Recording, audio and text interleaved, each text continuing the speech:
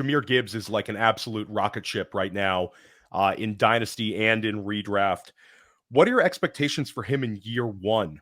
Like, how do you anticipate Detroit's going to use him out the gate? And then how do you kind of weigh him when also thinking about David Montgomery? Do you think it's going to be more of a nuisance there in terms of limiting his receptions, or do you think it's not anything to worry about? Let me just preface all of our rookie conversations by saying I really didn't like this class. I think I said early into the offseason that if I was in a pre-draft rookie draft, the only running back I'd be happy to take is Bijan.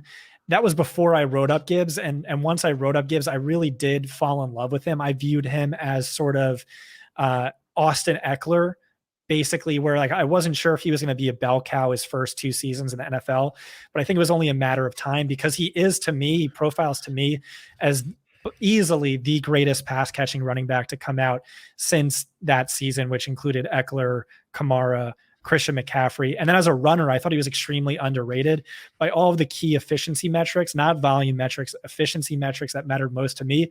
He was just as good as Zach Charbonnet. And then this landing spot happened. And it's like, yeah, immediately to me, you can make a case for him as the RB2 in dynasty startups. I think he's my RB3, but you could really make a case there. I'd rather have him than Breece Hall than, I don't know, just about anyone minus maybe Jonathan Taylor and for sure Bijan Robinson.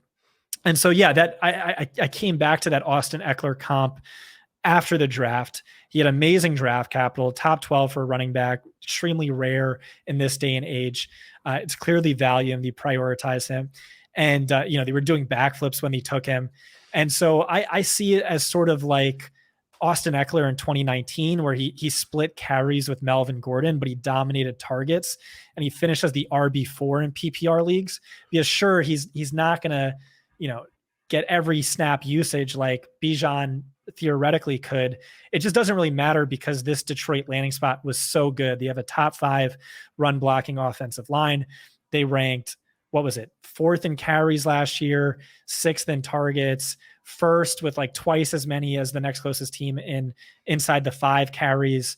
And so by XFP, by team XFP, the average 28.3, which basically means like if he gets just 55% of the backfield, he's Jonathan Taylor. If he gets 66%, he's Christian McCaffrey. If he gets 70%, he's Austin Eckler with the best usage in fantasy last year. So absolutely love him, love the player, love the talent, love the fit, love the draft capital. Feel really good about him. Yeah, it's extremely exciting. And I think that it's interesting you bring up where you would put him in context of other running backs in Dynasty. He's got Breece Hall beat on draft capital, certainly, and he's not overcoming an injury like Breece Hall. And then Jonathan Taylor, we have him next to a rookie quarterback. It's going to be very interesting. I think that there's a big case for Jahmyr Gibbs up to RB2. I agree with you on that. Like, we've moved him up. He's RB5 overall in our Dynasty running back rankings at Player Profiler, and it's like it seems light.